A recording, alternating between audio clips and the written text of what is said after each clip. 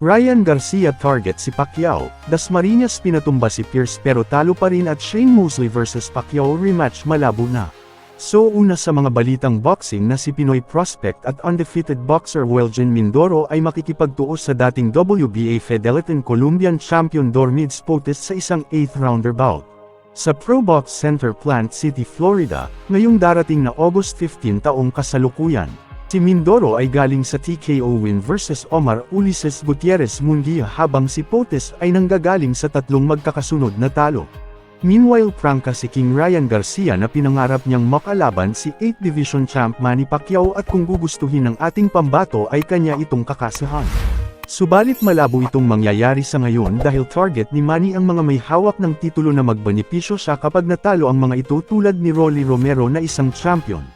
Sa ibang balita na bago magsimula ang laban ay may post si Elijah Pierce at kanyang pinasilip ang isang props ng isang larawan ng Wolf na tila hinahabol si Michael Dasmariñas. Paglalabanan ng dalawa ngayon ang WBO International Featherweight Championship.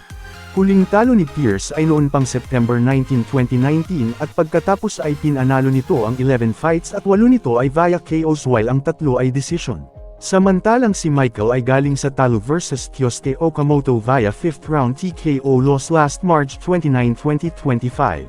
Samantala, panalo na natalo pa, si Dasmariñas nang kinapos ito sa dulo in fact nakuha niyang pabagsakin si Pierce sa unang round at lamang pa sa scorecard sa succeeding rounds. Ang problema ng ating pambato dahil kahit marami itong dinibatong mga suntok ay hindi na nirespeto ng kalaban. Hanggang sa round 9 ay 2 beses itong natamba nang nakakonekta na ang solid na parehong right hook na tumama sa katawan at mukha. Sa huling balita mukhang malabong matuloy ang duelo ni na former 3 Division Champ Shane Mosley kontra sa kanyang dating karibal na si Manny Pacquiao dahil natalo ito via unanimous decision. Versus Matt Floyd ng Australia, kanina lang sa 0-2 Arena. Si Mosley ay may edad na 53, na ang huling laban ay noon pang 2016 at natalo ni David Avanesyan via unanimous decision.